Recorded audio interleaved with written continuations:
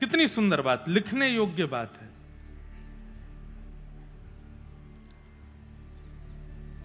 करनी में सावधान रहो, जो तुम कर रहे हो उसमें सावधान रहो, और मिलने में प्रसन्न रहो। जो मिले फिर उसको प्रसन्नता से स्वीकार करो। अपनी क्रियाओं को करने में सावधान रहो कि ऐसा कुछ मैं ना कर दूं कि जिससे मुझे दुख हो, और फिर जो मिल रहा है चाहे वो पूर्व का है, पूर्व से पूर्व का है, उसमें प्रसन्न रहो। आपका जीवन सबसे सुखद है। कहने को 4 शब्द हैं पर जीवन का एक बहुत बड़ा सूत्र है। करनी में सावधान, मिलने में प्रसन्न रहो। तो पूर्व जन्म का हमको याद नहीं रहता, ये बहुत बड़ी कृपा है भगवान की। अरे हमें इसी जन्म का याद नहीं रहता। बताओ 1 हफ्ता पहले आपने क्या खाया था? कई लोग चटोरे होंगे, उनको याद भी होगा, कईयों को तो याद ही नहीं रहता कि हमने क्या खाया था। इस भगवान ने एक बहुत बड़ी कृपा दी है हमको, क्या? भूलने की बीमारी। जिन लोगों को भूलने की बीमारी नहीं है वो बादाम खाना बंद करो, क्योंकि ये बहुत अच्छा है कि हम भूलते हैं तभी हम जी रहे हैं। जो व्यक्ति भूलते नहीं है, कई लोग ऐसे होते हैं संसार में, उनको याद रहती है उसने कब मुझसे क्या कहा था, और ऐसे लोग फिर आगे बढ़ ही नहीं पाते। वो उसी चीज में रहते हैं, अच्छा इसको देख लूंगा, इसने मेरे साथ ऐसा किया था, इसने ऐसा किया था, मेरे साथ ऐसा हुआ था, कभी ना कभी इसके साथ तो होगा। भूलना अच्छा है, ठीक है, थोड़ा भूलिए, थोड़ा उससे आगे बढ़िए।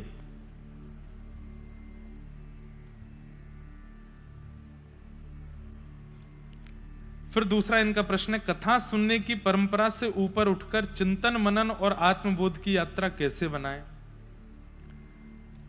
कथा सुनने से आपको ऊपर जाना क्यों है? मतलब कथा में इतना ज्यादा परेशान हो गए हैं कि अब आत्मबोध और चिंतन के भाव पे जाना है।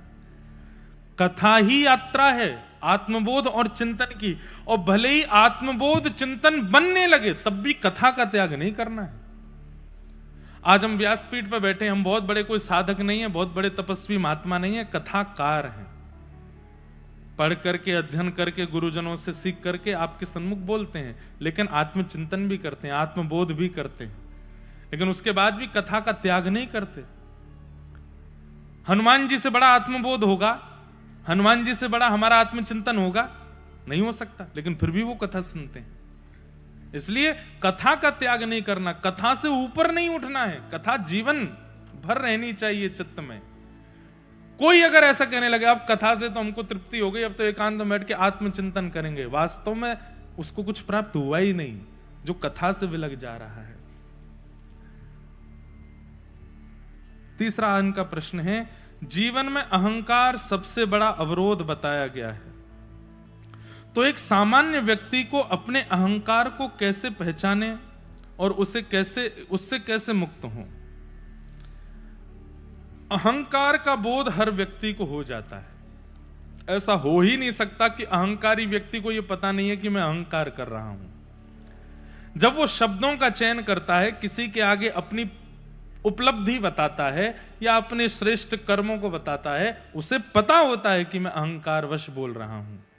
हर व्यक्ति को पता होता है कि मैं अहंकार कर रहा हूं। अहंकार की निवृत्ति का केवल एक तरीका है, अपनी उस परिस्थिति को स्वयं की क्रिया ना मान करके भगवत इच्छा माने, भगवत कृपा माने, तो ही अहंकार निवृत्त हो सकता है। हम अपने जीवन की एक घटना सुना दें आपको। वैसे हम पर्सनल चीजें ज्यादा शेयर करते नहीं, पर ये मैं पहले भी कर चुका हूं, इसलिए आज पुनः कर देता हूं। गुजरात हमारे लिए इसलिए भी श्रेष्ठ है क्योंकि अपने जीवन की सबसे पहली कथा मैंने गुजरात में ही की थी, द्वारिका में। आज से 10 वर्ष पूर्व 2015 में 20 जुलाई से लेकर के 27 जुलाई तक द्वारिका में कथा हुई थी।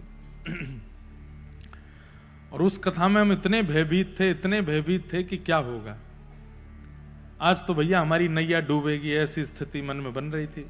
तब कथा करने का उद्देश्य लोगों को भक्ति मार्ग बताना नहीं था, तब बस इतना था कि हम कथा कह लें, कथा हमसे हो जाए कैसे भी, बस तब इतना ही था। पूज्य पिताजी महाराज का इतना यश, सब जगह लोग उतना सुनते थे, तो एक ये भी भार था कि भैया उनका नाम है, उनकी प्रसिद्धि है, उसका भी ध्यान रखना है। कहीं ऐसा नहीं हो कि आकुति को प्रसूति बोलें, प्रसूति को कुछ और बोल दें, प्रहलाद को ध्रुव बोल दें, ध्रुव को प्रहलाद बोल दें, कृष्ण को राम बोल दें, राम को कृष्ण बोल दें, कंस को कहीं रावण ना बोल दें। तो यही सब चिंतन चल रहा था मन में। बालक ही थे हम, 17 वर्ष के थे उस समय। तो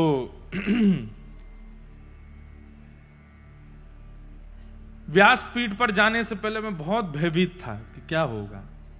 तब हमारे पूज्य नाना जी ने हमारे पूज्य पिताजी महाराज को कहा कि आप लाला को श्री वैष्णव दीक्षा प्रदान करो।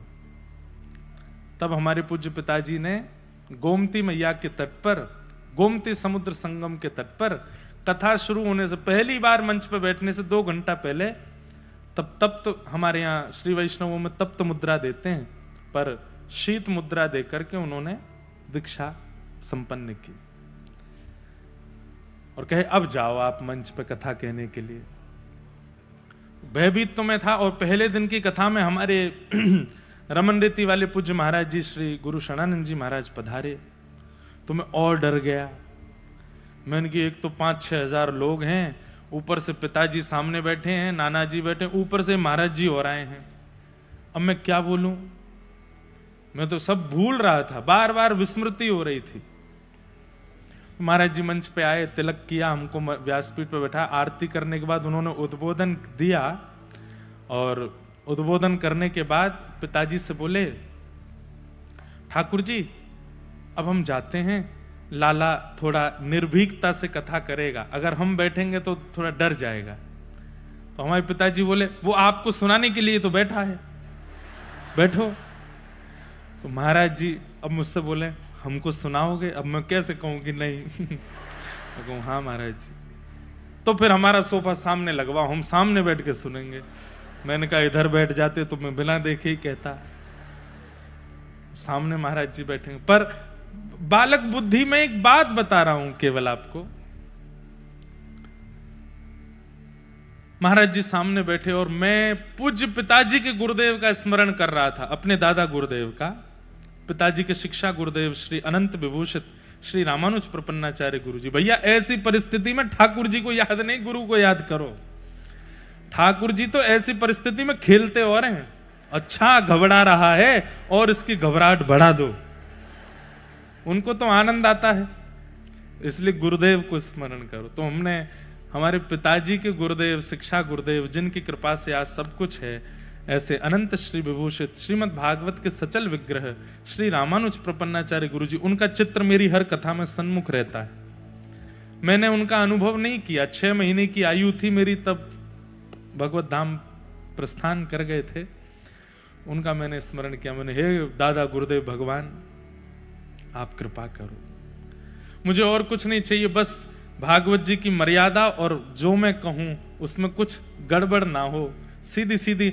हमने तो ये तक सोच लिया ये मेरी पहली और आखिरी कथा है, बस ये हो जाए। ये दादा गुरुदेव का चित्र दिखा रहे हैं टीवी पे, ये हनुमान जी के बगल में विराजते हैं। तो मैंने तो ये भी विचार कर लिया कि हे गुरुदेव भगवान, ये कथा कैसे भी करवा दो, इसके बाद में कुछ और ही कर लूंगा मैं, कथा तो मुझसे होगी नहीं। इतने लोग बैठते हैं, डर लगता है, चित्त में घबराहट होती है। और गुरु कृपा से, ये तो नहीं कहेंगे बहुत अच्छे से बोले, लेकिन हाँ संभल करके कथा हो गई। और मैं आंख बंद करके बोलता चला गया। थोड़ी देर बोलने के बाद जब आंख खोली तो सामने बैठे हमारे पूज्य रमन रीति वाले महाराज जी भावुक चित्त में बैठे थे और ऐसे नीचे से इशारा कर रहे थे, वाह कितना सुंदर आनंद। लेकिन अब समझने वाली बात, चित्त में अभिमान आ गया। व्यासपीठ पे बैठा था तब तक तो नहीं, पर जैसे ही नीचे उतरा तो जब लोग बाग सब बड़े प्रसन्न हो रहे थे, बधाइयां दे रहे थे, पहली बार कथा, इतनी सुंदर कथा करी इंद्रेश जी ने, ये वो, तो एक सूक्ष्म अभिमान आया। अपने आप के ऊपर ऐसा भाव आया, अब तो हम जीत गए जंग, और देखो मैंने क्या सुंदर करके दिखाया। मन में ये तक भाव आ गया कि पूज्य पिताजी महाराज ने भी अपनी पहली कथा में इतना अच्छा नहीं बोला होगा जितना मैंने बोला। अभिमान आया। लेकिन श्रेष्ठ जन चेहरा पढ़ लेते हैं। तो मैं तो बस फूले नहीं समाऊं। हमारे जो मित्र आदि थे और जो घर के सदस्य सब गले लगावे, मैं सबके गले लगूं, जबकि होना ही चाहिए सबके पैर छीने थे। भाई पहली बार कथा की है, तो किसी के पैर वैर नहीं, सबको गले लगाऊं। देखा कथा कितनी बढ़िया करी, कितना अच्छा बोला। मैं अपनी आप बीती बता रहा हूं, कहीं आपको यह ना लगे कि बाहर की बात कह रहे। मैं स्वयं का बताता हूं कि मुझ में एक सूक्ष्म अभिमान आया। लेकिन जब कक्ष में गया तो हमारे नाना जी बैठे थे और मैं जाके बोलूं, मैं नाना जी कैसी रही कथा, देखा कितना अच्छा मैंने बोला, उस श्लोक का कितना अच्छा भाव बताया, कितना अच्छा। तो हमारे नाना जी एक शब्द बोले, लाला तो में ते अभी ब्यास की बास आ रही है और तू नहीं, तेरा अभिमान बोल रहा है। क्या लगता है, सुबह का अपना रूप देखा था, रोया रोया घूम रहा था इधर उधर की मैं कैसे कहूंगा कैसे कहूंगा कैसे, और अब तुम फूले नहीं समा रहे हो। वास्तव में ये तू नहीं बोल रहा है। मैंने कहा कौन बोल रहे हैं फिर?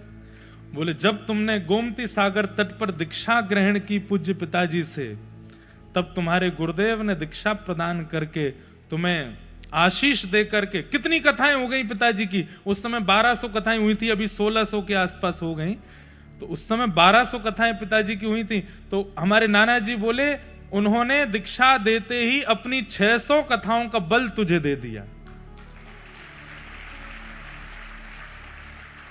और मुझसे बोल करके गए, लाला 600 कथाओं तक तो तू सोचना ही नहीं कि तू बोल रहा है, तेरे गुरु की कृपा बोलेगी। जब 601वीं कथा करने के लिए मंच पर बैठे तब विचार करना कि तू बोल रहा है। और उस दिन मुझे याद रखना, चूर कर दिया अभिमान। मेरे नेत्रों में आंसू थे, मैंने नाना जी के चरण पकड़े, मुझे क्षमा करो। बोले मुझसे नहीं, गुरुदेव से क्षमा मांगो, पिताजी से क्षमा मांगो। तो सबसे क्षमा मांग करके आया। सब बोले काय को क्षमा मांग रहे हो? मैंने बस कोई गलती हुई मुझसे, उसकी क्षमा है। वह दिन का आज तक का दिन है। मैंने फिर नाना जी से कहा, नाना जी 600 कथा गिननी है क्या? बोले लाला अगर गिनती करेगो तो 601वीं कथा में फिर डगमगा जाएगो, तू गिनती मत कर। अब यों के अंतिम श्वास तक मैं नहीं, मेरे गुरुदेव ही बोल रहे हैं। ये भावना चित्त में रख। अभिमान नष्ट किया, इसलिए आज तक बैठे हैं, बोल रहे हैं। आप लोग इतनी संख्या में आते हैं, आकर के इतना प्रेम देते, स्नेह देते, अभिमान नहीं आएगा चित्त में? किसी भी व्यक्ति के चित्त में आ जाएगा। पर जब आप लोग जय जय कहते हैं या प्रणाम करते हैं, माला देते हैं या बहुत उत्साह में चिल्ला करके कुछ कहते हैं, चित्र बना करके लाते हैं, उसी समय मन को शांत करते कहते हैं ये मेरा अधिकार नहीं है, ये मेरे गुरुदेव की कृपा है, मैं इस योग्य तो नहीं हूं। अभिमान को हर क्षण नष्ट किया जाता है। तो अभिमान हर व्यक्ति को पता होता है कि आ गया है।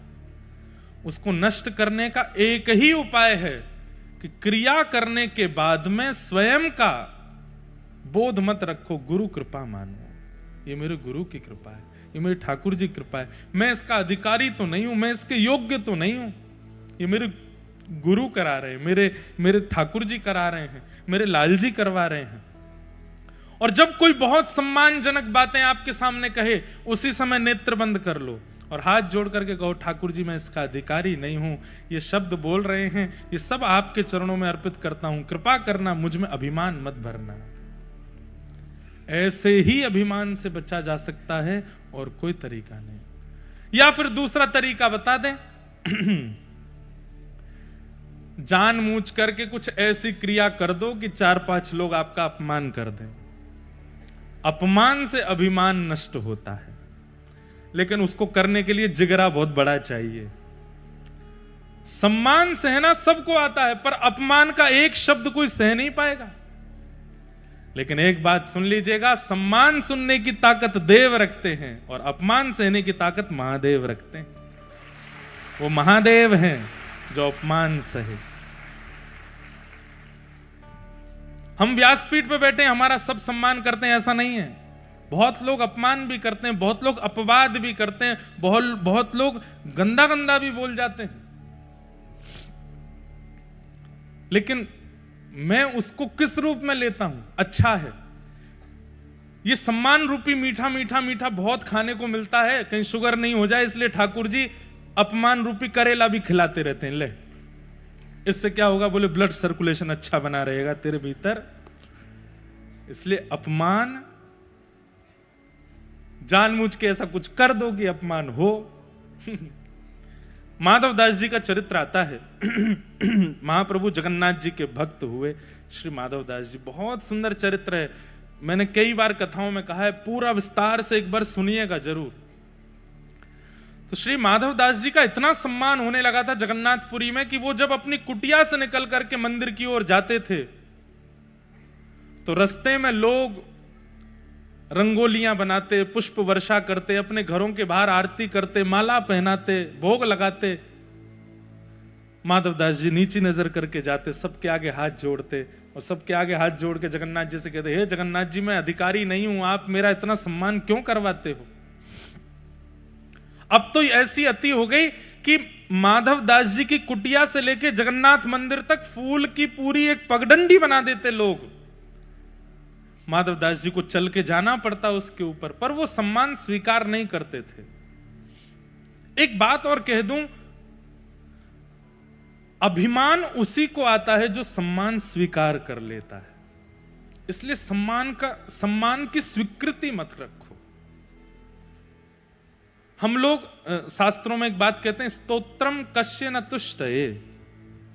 स्तुति से कौन प्रसन्न नहीं होता? सब प्रसन्न होते हैं।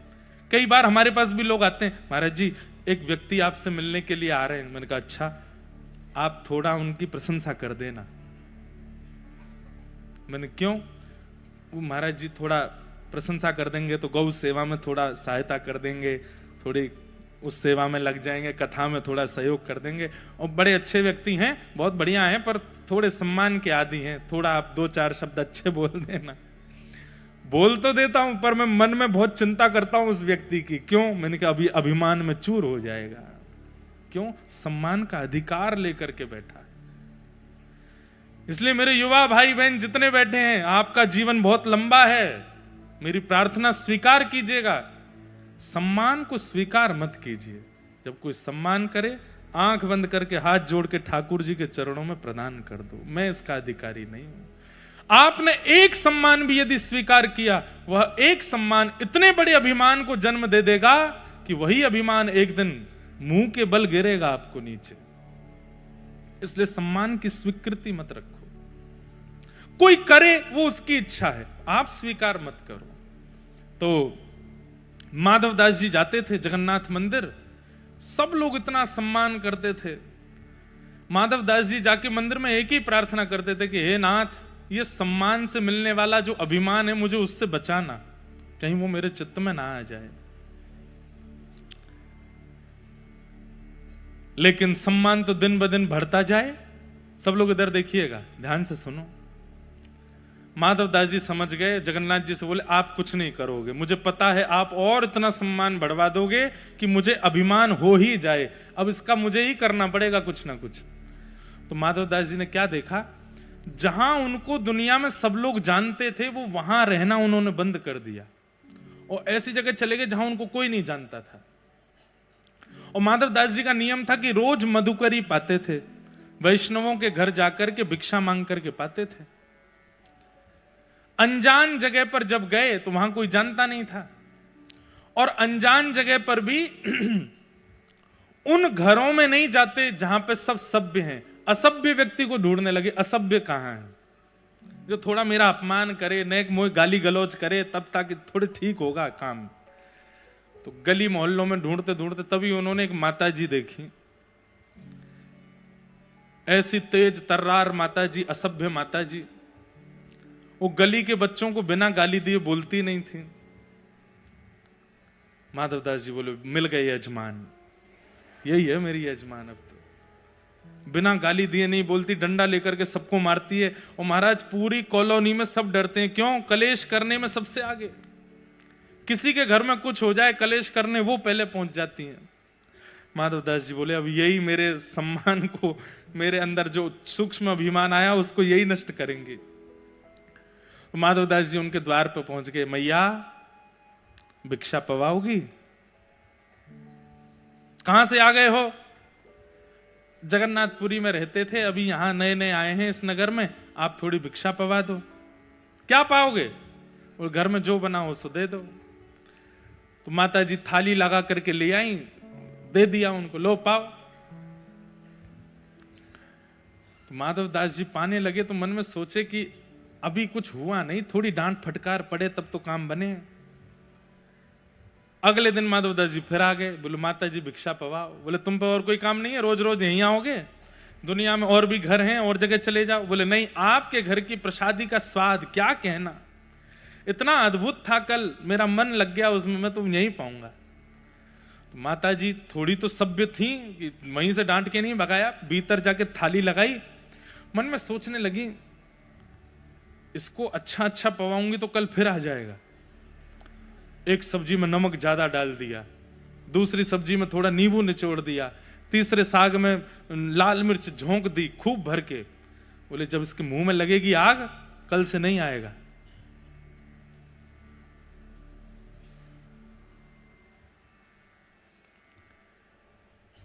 माधवदास जी के सामने जैसी थाली परोसी, माधवदास जी ने पाया तो मिर्च लगी। और मैया सामने बोली कैसा है?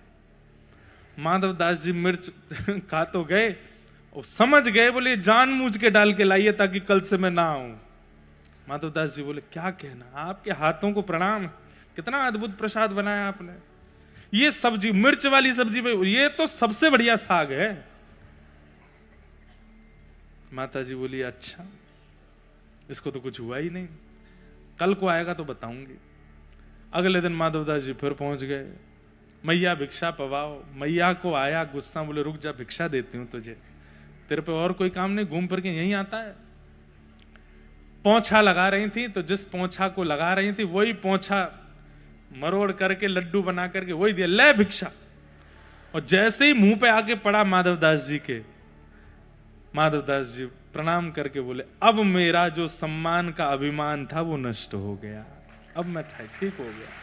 आपने मुझे, मेरे साथ ये थोड़ा जो अनुचित कृत्य किया, इससे मेरा अभिमान नष्ट हो गया, अब मैं आनंदित हूं, अब मैं सुखी हूं। प्रणाम करके फिर वापस जगन्नाथपुरी गए। उनका नियम था कि भिक्षा में मिलने वाली हर वस्तु को जगन्नाथ जी को अर्पित करते थे, फिर पाते थे। अब आज पोंछा मिला, पोंछा को कैसे अर्पित करें? तो गए, जाकर के पोंछा के जितने रेशे थे सबको अलग करके सुंदर दिया बनाया, दिया बना करके घी अर्पित करके महाप्रभु जगन्नाथ जी की आरती कर दी। बोले नाथ आज यही भिक्षा प्राप्त हुई है। तो अभिमान को नष्ट करने के दो ही तरीके हैं।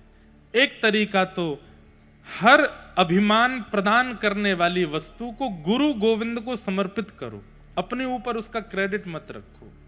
या फिर दूसरा, अभिमान फिर भी आ जाए तो ऐसा कुछ जानबूझ के करो कि दो चार लोग अपमान करें, तो ही अभिमान नष्ट हो सकता है। और तीसरा तरीका, हर दिन ठाकुर जी की लीला कथा सुनते रहो, श्रवण करते रहो। गुरु वचनामृतों में इतनी सामर्थ्य है कि आपके चित्त के अभिमान को वो बढ़ने नहीं देंगे, प्रकट होने नहीं देंगे। मैं कथा करता हूं पर मेरा स्वयं का नियम है, मैं रात्रि में सोने से पहले महापुरुषों की कथा सुनता हूं, और बोल दूं तो कोई अतिशयोक्ति नहीं, कभी कभी अपनी कथा भी स्वयं सुनता हूं, नित्य सुनता हूं, श्रोता बना रहता हूं, इसलिए वक्ता होने का अभिमान नहीं आता चित्त में। तो अभिमान से दूर होने का यही तरीका है। तो जिन्होंने ये प्रश्न किए उनको बारंबार प्रणाम है। और भी प्रश्न आए हैं पर फिर इन प्रश्नों में ही पूरा सब समय निकल जाएगा। एक भैया का एक सुंदर भाव है कि मैं बाबा सोमनाथ की पवित्र नगरी सोमनाथ से मैं एक भक्त विशेष रूप से आपकी अमृतमयी भक्ति पथ कथा श्रवण करने हेतु एक दिन के लिए बड़ौदा आया हूं। आपकी वाणी से बहती आदि आदि सब बात, जिससे मैं आपके समक्ष एक प्रश्न के रूप में रख रहा हूं। यदि किसी के जीवन में एक ऐसे मित्र का आगमन हो जिन्हें देखकर के मन में साक्षात प्रभु का स्मरण हो आए, जो मेरे लिए स्वयं प्रभु स्वरूप हों और जिनके जीवन में आने मात्र से मेरा संपूर्ण जीवन सांसारिक मोह से हटकर भक्ति में होने लगे, तो ऐसे पवित्र और निस्वार्थ रिश्ते को मैं क्या नाम दूं? इन भैया ने कहा है कि इनके जीवन में एक ऐसे मित्र आए हैं जिनको देख करके इनको भक्ति मार्ग अच्छा लगने लगा है। बोलना तो नहीं चाहिए पर मैं बोल देता हूं। इन्होंने ब्रैकेट में लिखा है कि वो मित्र जो हैं वो स्त्री मित्र हैं। लाला जिन्होंने भी ये दिया है, भगवान करे आप दुखी ना हो, पर अब व्यासपीठ से समाधान मांगा है तो ऐसा मित्र गुरु ही है, उनको गुरु रूप ही मानो। वो आपके स्त्री मित्र भी हैं तो उनके प्रति भी अब आप और कोई भावना मत रखिएगा, उनको गुरु ही मानिएगा, उनके प्रति गुरु बुद्धि ही रखिएगा। ले बेटा फंस गो। मैं कथा में सुनाया करता हूं कि भक्तिमती मीराबाई का स्वरूप इतना सुंदर है कि उनकी रूप माधुरी को देखने के लिए हजारों की तादाद में लोग मेवाड़ में, मेड़ता में इकट्ठे होते थे।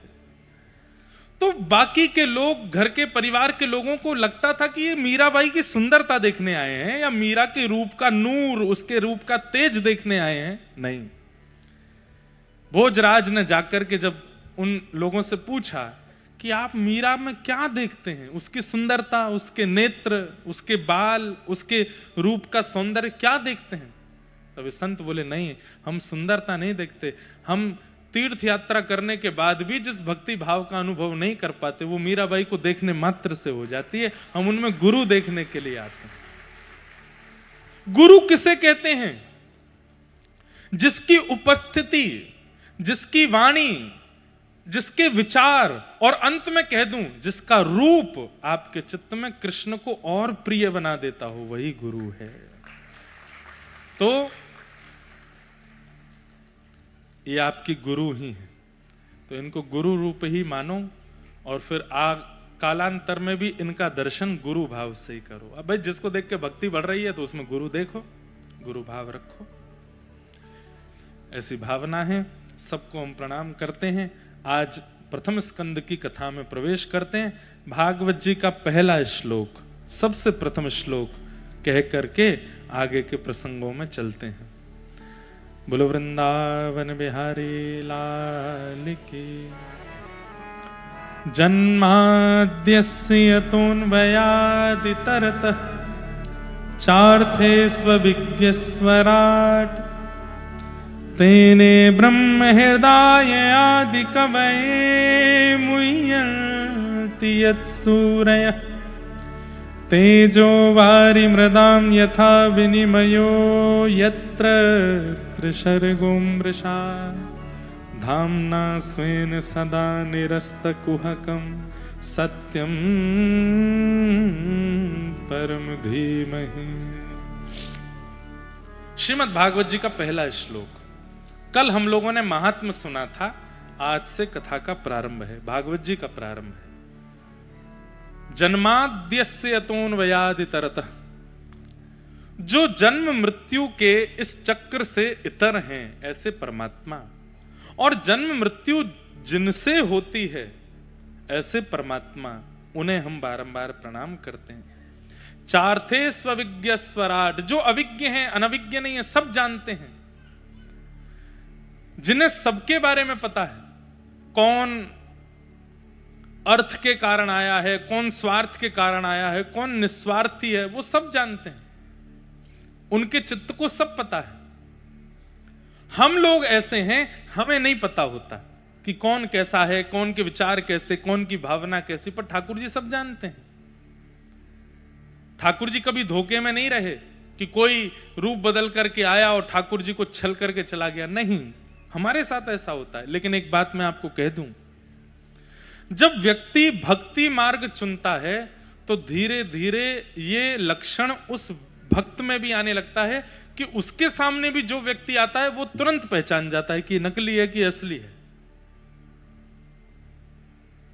कई बार ऐसा होता है कि पूरी दुनिया जिसको नकली मानती है वो किसी भक्त के सामने आ जाता है तो भक्त उसको देख करके भी पहचान जाता है कि नहीं नहीं नहीं, ये सब लोग भ्रांति में हैं, वास्तविकता में इसकी असलियत कुछ और है। ऐसा होता है। तो कथा सुनने से, नाम जप करने से, गुरु कृपा का अवलोकन करने से कई बार आपका निर्माण ऐसा होता है कि सही गलत की पहचान आपको भी होने लग जाती है, और इसी को विवेक कहते हैं। आपको उसका बोध हो जाता है। और या फिर ऐसा कहो कि अगर कोई छलयुक्त व्यक्ति भक्ति युक्त व्यक्ति के पास आ भी जाता है और भक्ति युक्त व्यक्ति उसको न भी पहचान पाए, तो ठाकुर जी उस छलयुक्त व्यक्ति को ही भक्ति युक्त बना देते हैं, ताकि वो भक्ति युक्त व्यक्ति के साथ कुछ छल कर ना पावे। भक्ति का बंधुओं बहुत सुंदर प्रभाव जीवन में होता है। मान लीजिए आपने अपने जीवन में किसी को स्वीकार किया और वो व्यक्ति स्वीकार करने लायक था नहीं, लेकिन आपने कर लिया, अब आप हो भक्त, तो ठाकुर जी फिर पूरी योजना बनाते हैं कि उस व्यक्ति को भी भक्त ही बना देंगे, उस व्यक्ति के चित्त को भी शुद्ध ही कर देंगे, ताकि वो आपके योग्य हो जाए, अनुकूल हो जाए। सतयुग त्रेता द्वापर में ठाकुर जी का सुदर्शन चक्र चलता था। वहां पर ठाकुर जी उद्धार करते थे, लेकिन कलयुग में ठाकुर जी स्वीकार करते हैं, उद्धार नहीं करते, स्वीकार करते हैं। दोष देख करके भी स्वीकार कर लेते हैं ठाकुर जी, और उनका स्वीकारीकरण ही उनकी कृपा है। कितनों को स्वीकार किया। आज मैं हूं, आप हैं, हम सब हैं, हम सबको स्वीकार ही तो कर रहे हैं वो, और उनके स्वीकार का पात्र हम बन जाएं, ये कथा हमें सिखाती है कि हम उस पात्र बन जाएं कि ठाकुर जी हमें स्वीकार करें। तो चार थे स्वविज्ञ स्वराट, तेने ब्रह्म हृदय आदि कवये मुह्यन्ति यत्सूरयः। बड़े बड़े देवताओं को भी जो अपनी लीला पर मोहित कर लेते हैं। तेजो वारी मृदाम यथा विनिमयो यत्र तृषय गोमृषा। पृथ्वी अग्नि जल वायु आकाश पंच तत्व जिनके अधीन रहता है। धामना स्वेन सदा निरस्त कुहकम सत्यम परम धीमहि।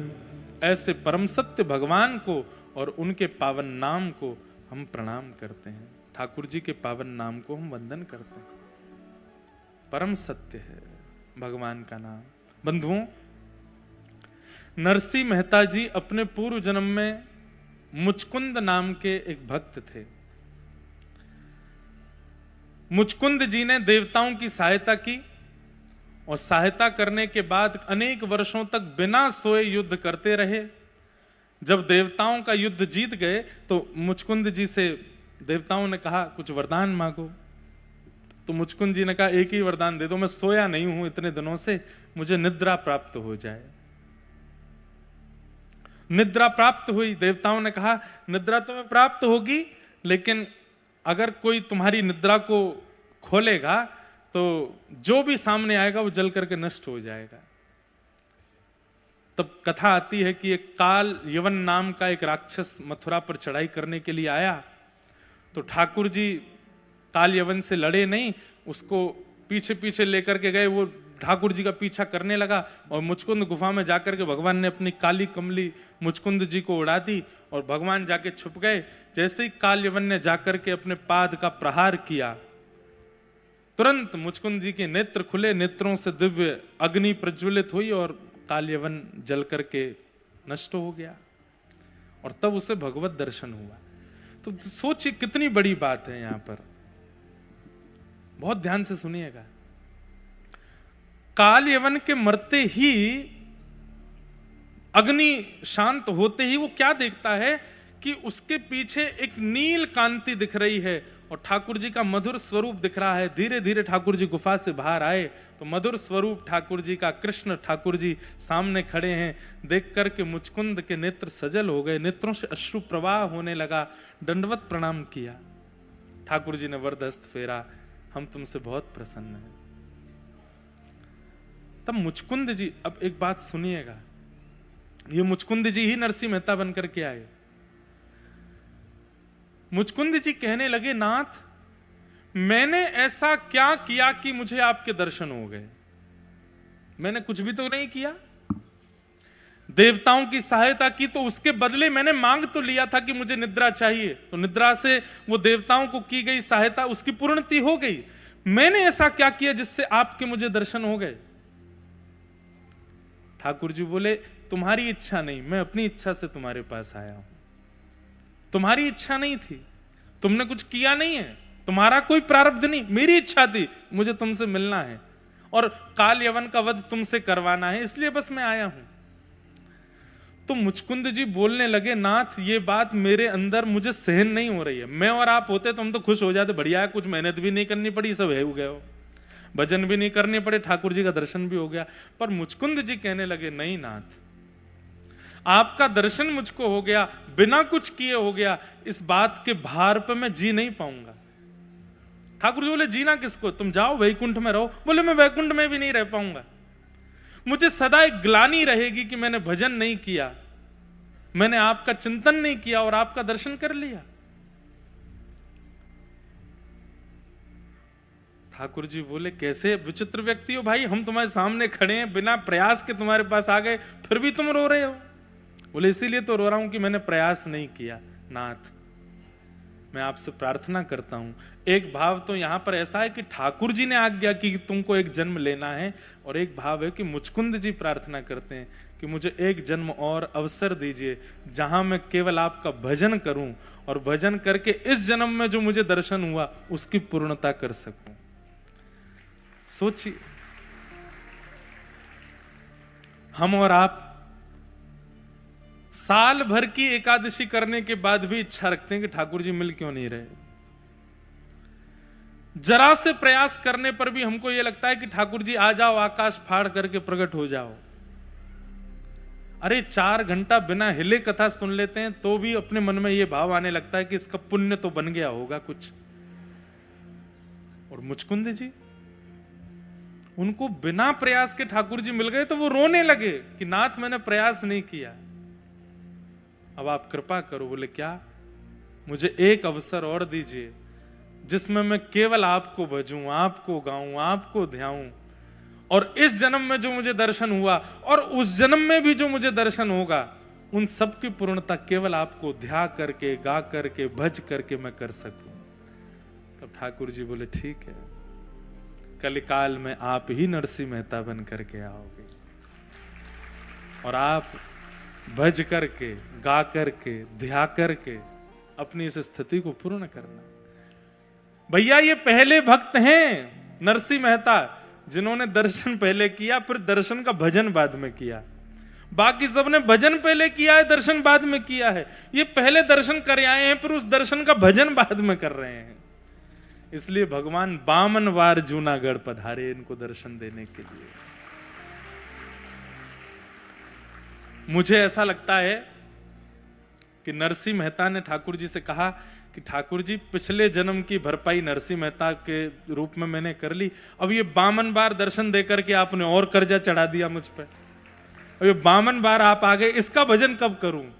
तो ठाकुर जी बोले, भैया, जब तक कथा कीर्तन चलते रहेंगे पृथ्वी पर, ये विश्वास मान लेना कि नरसिंह मेहता ही बार बार आ रहे हैं, और उन्हीं के भाव से कथा चल रही है, उन्हीं के भाव से कीर्तन भजन चल ही रहा है। जिस दिन ये संसार कथा कीर्तन भजन से विश्रांति ले ले, समझना कि अब भक्त जा चुके हैं यहां से, और उसी दिन घनघोर कलयुग आ जाएगा। बार बार नरसिंह मेहता आ रहे हैं किसी रूप में।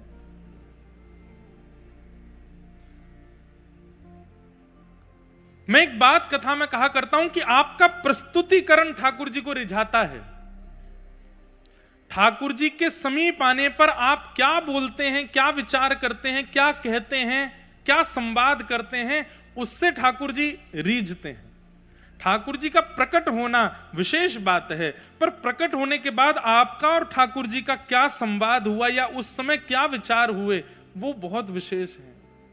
कथा में यही सिखाया जाता है कि ठाकुर जी मिल जाएं पहली बात, और ठाकुर जी मिल जाएं उसके बाद क्या। कभी विचार किया कि मुझे ठाकुर जी मिल जाएंगे तो हम क्या करेंगे? कभी नहीं विचार, क्योंकि हमें विश्वास ही नहीं है कि ठाकुर जी मिलेंगे। मिलेंगे तो हम क्या करेंगे, इसका विचार किया करो। मिलेंगे तो हम क्या बोलेंगे, इसका विचार। कर कुछ भी नहीं पाओगे। जो विचार किया होगा एक काम भी नहीं हो पाएगा ठाकुर जी के आने के बाद, लेकिन विचार फिर भी करो। जैसे एक प्रेमी के जीवन में आने के बाद व्यक्ति योजना बनाता है, जब हम मिलेंगे तो ये खाएंगे, जब मेरी बुआ का बेटा आ जाएगा तो वहां घूमने जाएंगे, हम मेरा मित्र आ जाएगा तो मैं उसको लेके वहां घुमाने लेके जाऊंगा, या ये वाली पिक्चर देखेंगे, ऐसा बात करेंगे, ये खाएंगे। प्रेमी से मिलने से पहले योजना बनाई जाती है। हमने योजना ही नहीं बनाई कभी। हमने आज तक ठाकुर जी के मिलन की योजना नहीं बनाई।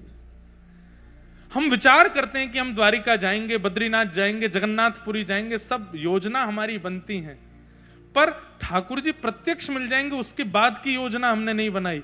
मैं निवेदन करूं उन भावयुक्त भक्तों से जो नित्य ठाकुर जी का ध्यान करते हैं, एक बार अब योजना बनाओ।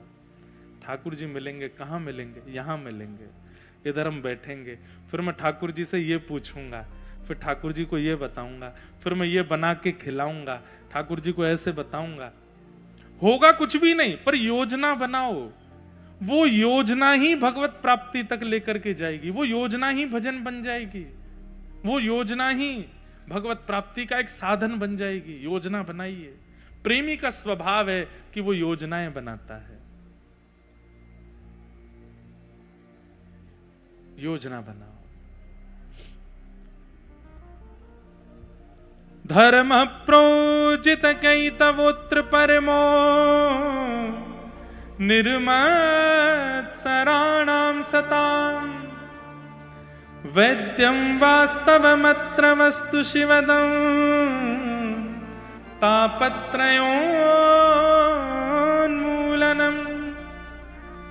श्रीमद्भागवते महामुनिकृते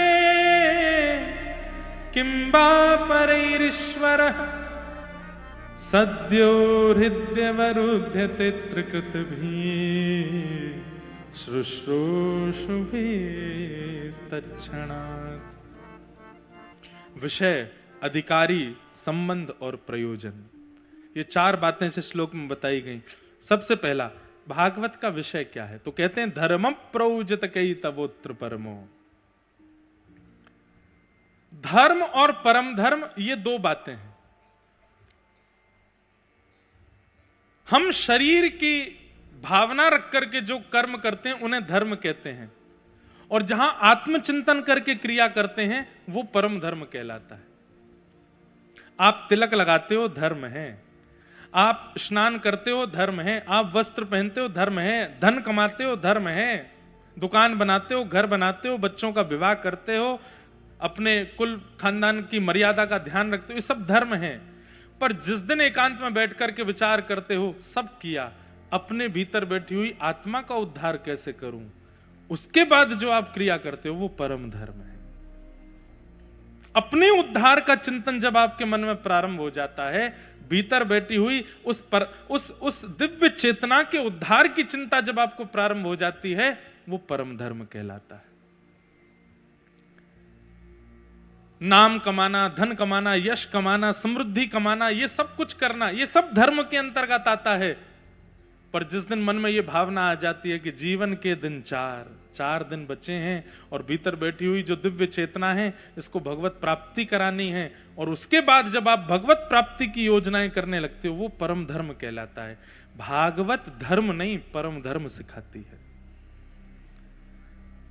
श्रीमद् भगवत गीता धर्म सिखाती है, महाभारत धर्म सिखाती है, रामचरितमानस धर्म सिखाती है। पर श्रीमद् भागवत, मैं कोई कंपैरिजन नहीं कर रहा हूं, केवल इन सबकी अपनी अपनी योग्यताएं हैं। श्रीमद् भागवत परम धर्म सिखाती है, धर्म नहीं। शरीर को क्या करना चाहिए, एक व्यक्ति को जीवन में क्या करना चाहिए, यह सब सीखने के लिए भगवत गीता के सन्निधि में जाइए। ये सब सीखने के लिए मानस जी की सन्निधि ग्रहण कर लीजिए। ये सब सीखने के लिए वाल्मीकि रामायण जी सुन लीजिए। लेकिन इस शरीर के भीतर बैठी हुई उस दिव्य चेतना का उद्धार कैसे हो, यह सीखने के लिए भागवत की कथा में आइए, क्योंकि भागवत परम धर्म सिखाती है। उस दिव्य चेतना को परमात्मा से कैसे मिलाना है, यह सिखाती है परम धर्म। आप गिरिराज जी की परिक्रमा कर रहे हैं, वो भी धर्म है, क्योंकि शरीर की क्रिया है। आप दंडवत कर रहे हैं, ये भी धर्म है, शरीर की क्रिया, पर आप कथा सुन रहे हैं, यहां शरीर की कोई क्रिया नहीं हो रही है, इसलिए ये परम धर्म है, क्योंकि आत्मा की क्रिया हो रही है। कई लोगों को मैं देखता हूं 3:30 बजे से लेकर 7 बजे तक वो ऐसे ही बैठे रहते हैं, पलक भी कब झपकते हैं पता नहीं चलता, एकाग्र चित्त होकर के कथा सुनते हैं। शरीर इतना योग्य नहीं कि वो एकाग्र चित्त होकर 3 घंटा बैठ जाए, ये आत्मा बैठाती है, इसीलिए इसको परम धर्म कहते हैं। शरीर नहीं बैठ सकता, शरीर तो बहुत विचित्र है हमारा, कभी यूं कभी ऐसे कभी यूं, फिर सोचे कोई पानी दे जाओ, थोड़ी चाय पिला जाओ, कभी इधर खुजाएंगे, कभी ऐसे करेंगे, कभी ऐसे बैठ जाएंगे, कभी लोगों की मुद्राएं देखो, अष्टांग योग करते हैं कथा में बैठे बैठे। लेकिन पैर अपनी थकान भूल गए, जीभ अपनी प्यास भूल गई, कमर पीछे टेक लगाना भूल जाए, माथा अपना पसीना भूल जाए, आसपास कौन बैठा है सब सुध-बुध चली जाए, ये धर्म में नहीं, ये परम धर्म में होता है। जब आत्मा एकाग्र हो जाती है और जब आत्मा को दिख जाता है कि इस पथ से मुझे परमात्मा की प्राप्ति होगी, तभी इतना एकाग्र हो पाता है वो व्यक्ति।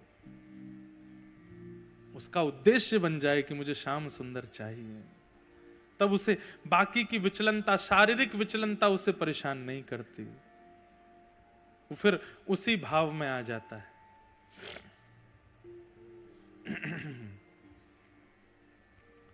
अन्य पीड़ाएं उसका उद्देश्य नहीं होती, भगवत प्राप्ति उसका उद्देश्य। तो श्रीमद् भागवत का विषय क्या है? परम धर्म की प्राप्ति।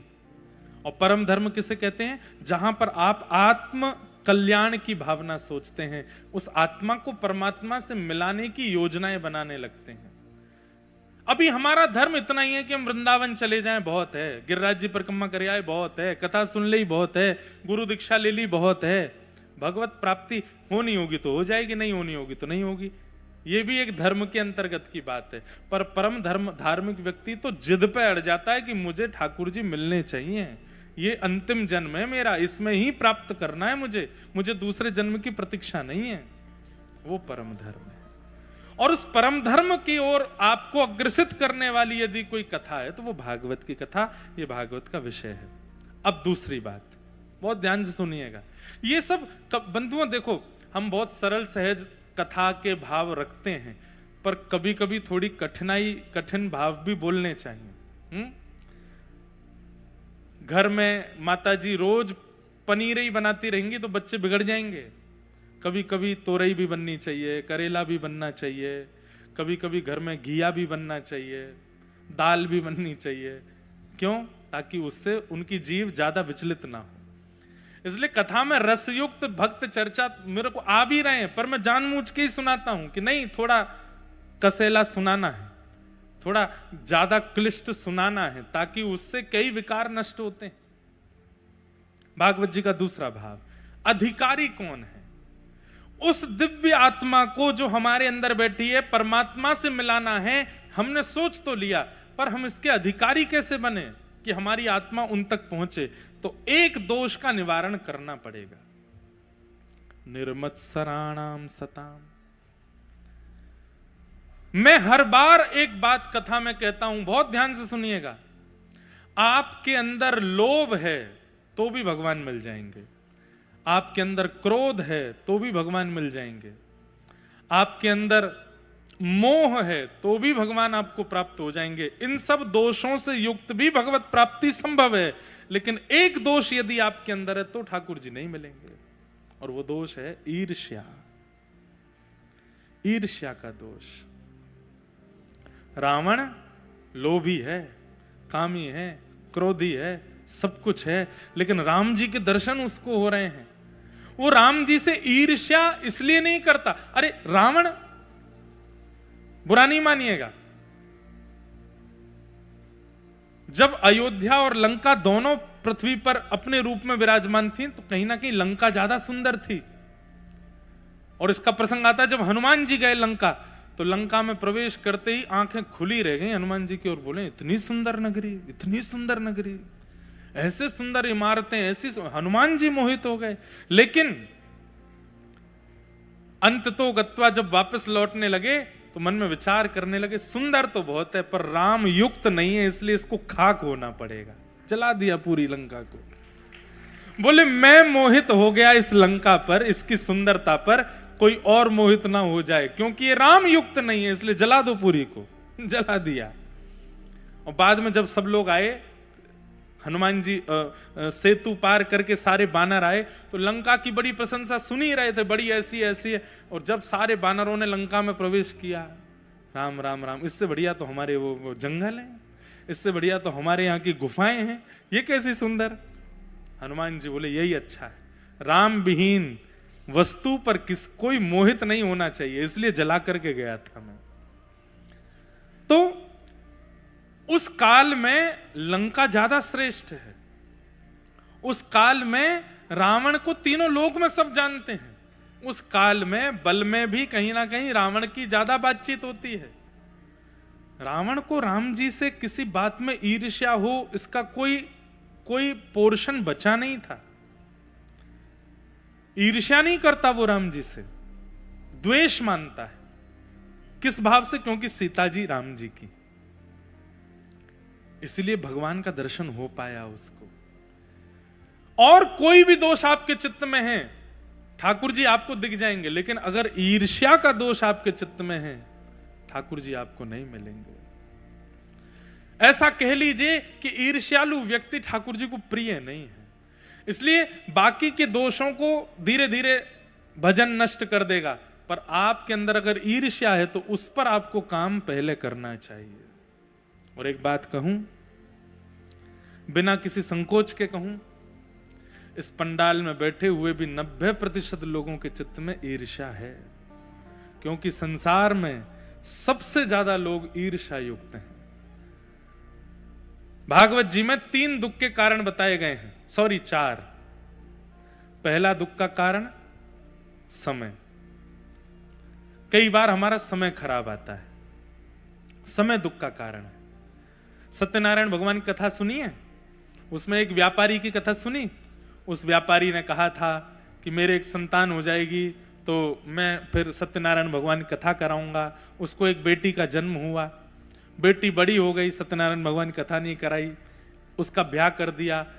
जमाई राजा विदेश में व्यापार करते थे, तो वो भी उसके साथ व्यापार करने के लिए विदेश चले गए।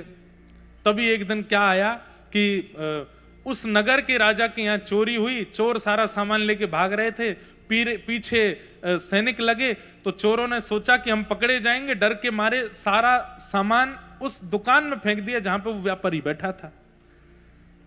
सैनिकों ने आकर के बिना जांच पड़ताल कार्रवाई किए उस व्यक्ति को ही गिरफ्तार कर लिया। उसने कुछ गलत किया नहीं, पर कई बार समय के कारण दुख आता है।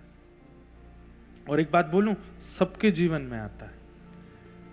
इसलिए आप बहुत आराम से सो के उठ रहे हो, रात में पराठे पा रहे हो, खूब प्रेम से जी रहे हो, कुछ नहीं हो रहा है, प्रतीक्षा कीजिए, एक दिन तो आएगा। समय सबके जीवन में आता है। तो सबसे पहले दुख का कारण क्या है? समय। क्या है? जोर से बोलो, समय। इसको कहेंगे काल का दुख। दूसरे दुख का कारण है कर्म। क्या है? जैसा करोगे वैसा भोगोगे। एक व्यक्ति ने गलत कर्म किया, जब उसको जेल हो गई तो कटघरे में खड़ा किया। जज साहब ने कहा क्यों भाई, सारे सबूत तुम्हारे अधीन हैं, सब कुछ बता रहे हैं कि तुमने ये गलत काम किया। तो उस व्यक्ति ने कहा, जज साहब, होई सोई जो राम रची राखा। राम जी ने जो रचा है वही होगा, बस माध्यम मुझे बना लिया चोरी करने में, चकारी करने में, बाकी मैंने कुछ नहीं किया, सब राम जी करा रहे हैं। जज साहब बोले, बहुत अच्छा, तुमने बहुत बढ़िया बात कही, होई सोई जो राम रची राखा। पर यह नहीं पता, कर्म प्रधान विश्व रची राखा, जो जस करही सो तस फल चाखा। जो जैसा करता है उसको वैसा भोगना पड़ता है। चलो जाओ, 10 साल के लिए जेल में जाओ। कर्म दुख का कारण। अगर आपने गलत किया है, अगर आपसे कोई अपराध बना है, घूम करके आएगा, बच नहीं पाओगे। अंतिम श्वास लेने से पहले पहले एक बार तो उसको भोगना ही पड़ेगा। डर मत जाना इससे। कहीं आप लोग आज कथा से डर जाओ, और महाराज जी बता गए, मुझे तो 5 साल पुरानी बात याद आ गई, मैंने ऐसा किया था, मैंने वैसा किया था, ये हुआ था। डरिए नहीं, लौट के आएगा, भोग लीजिए उसको भी। तो पहले दुख का कारण समय, दूसरा दुख का कारण काल, और तीसरा दुख का कारण स्वभाव। कई लोगों के स्वभाव ही दुख होता है, स्वभाव में ही दुख है। क्यों दुखी हो? कथा में कुर्सी नहीं मिली बैठने को, इसलिए दुखी है। ये कोई दुख का कारण है? क्यों दुखी हो? अरे 2 किलोमीटर दूर चाय वाले के पास चाय पीने के, चीनी नहीं डाली चाय में, आज आनंद सब नष्ट हो गया, बिना अदरक की चाय पिला दी, इसी बात से दुखी है। स्वभाव से दुखी, छोटी छोटी बातों में जबरदस्ती दुखी होते हैं।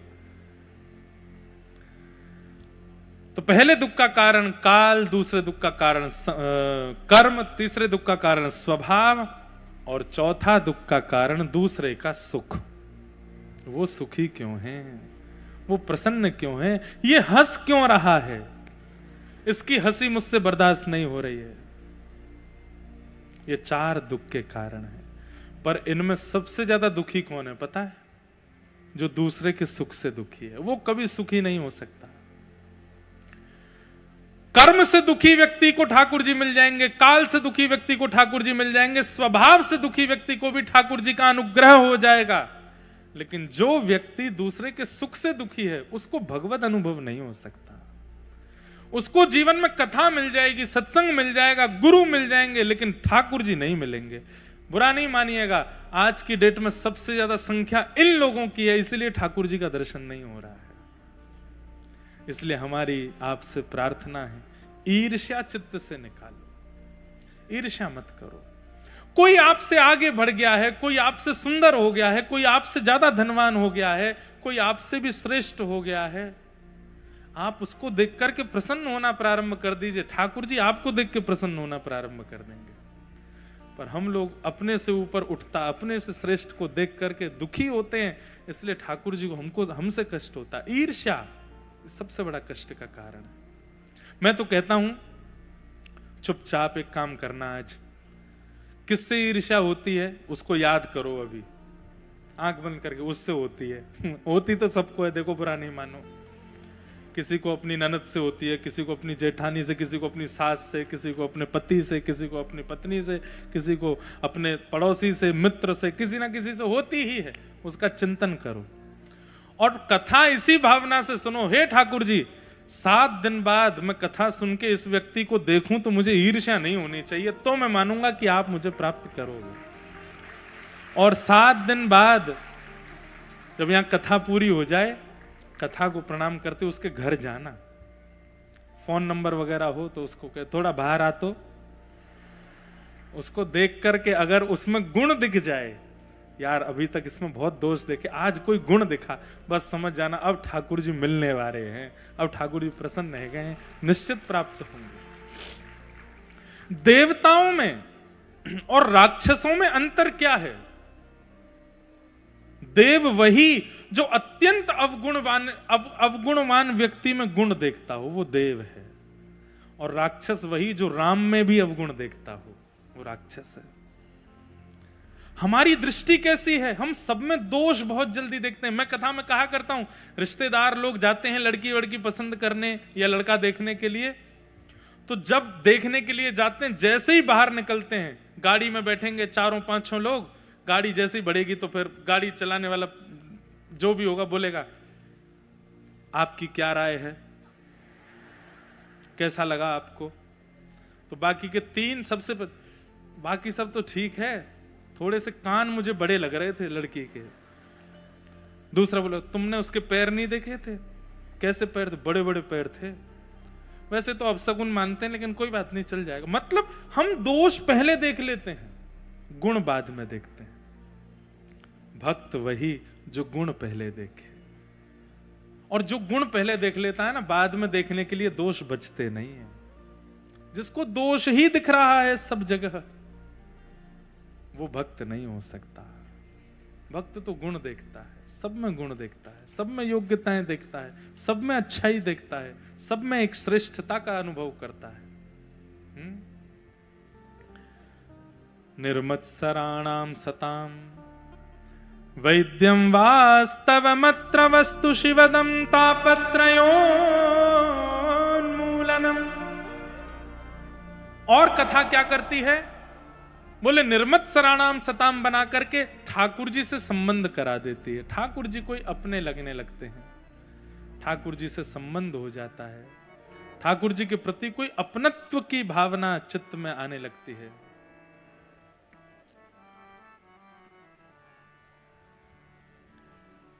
आहा,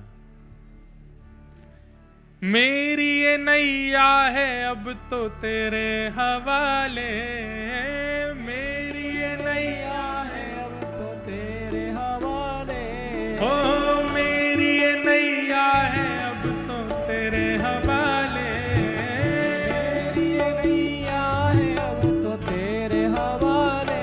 हमें तू न संभाले तो हमें कौन संभाले, हाँ तू न संभाले तो हमें कौन संभाले। हे हे जगन्नाथ चक्कानैन, हे जगन्नाथ चक्कानैन, नीलाचल वारे तू न संभाले तो हमें कौन संभाले, हो तू न संभाले तो हमें कौन संभाले, हाँ तू न संभाले तो हमें कौन संभाले, हो तू न संभाले तो हमें। भाव से हे हे जगन्नाथ चक्कानैन, हे जगन्नाथ हे चक्कानैन, नीलाचल वारे तू न संभाले तो हमें कौन संभाले, हो तू न संभाले तो हमें कौन संभाले, तू न संभाले तो हमें कौन संभाले, तू न संभाले तो हमें कौन संभाले। वो श्याम प्यारे से जिसका संबंध है, श्याम प्यारे से जिसका संबंध है, श्याम प्यारे से जिसका संबंध है, श्याम प्यारे से जिसका संबंध है, उसको हर घड़ी आनंद ही आनंद है, उसको हर घड़ी आनंद ही आनंद है, उसको हर घड़ी आनंद ही आनंद है, उसको हर घड़ी आनंद ही आनंद है। हे जगन्नाथ स्वामी मेरे नैनों के तारे, जगन्नाथ स्वामी मेरे नैनों के तारे, हे जगन्नाथ स्वामी मेरे नैनों के तारे, जगन्नाथ स्वामी मेरे नैनों के तारे, ओ मेरे सगरे काज स्वामी आप संभाले, ओ मेरे सगरे काज स्वामी आप संभाले, हाँ मेरे बिगड़े काज स्वामी आप संभाले, हो मेरे बिगड़े काज स्वामी आप। उठा के कहो हे हे जगन्नाथ जगन्नाथ चक्कानैन, हे जगन्नाथ जगन्नाथ चक्कानैन, हे जगन्नाथ चक्कानैन, जगन्नाथ हे चक्कानैन, नीलाचल वारे तू न संभाले तो हमें कौन संभाले, ओ तू न संभाले तो हमें कौन संभाले, हे तू न संभाले तो हमें कौन संभाले, ओ तू न संभाले। श्री जगन्नाथ महाप्रभु की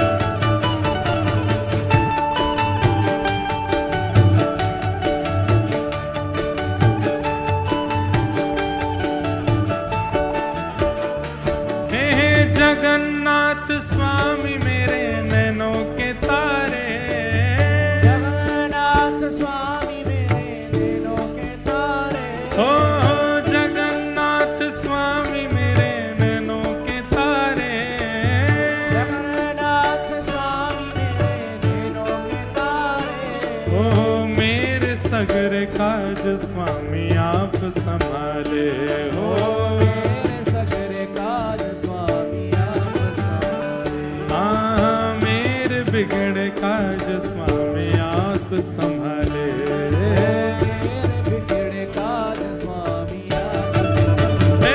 हे जगन्नाथ जगन्नाथ चक्कानैन। चक्काने, इतनी संख्या में आप लोग हैं कि एक बार जोर से जगन्नाथ बोलेंगे तो पूरी तक आवाज जाएगी,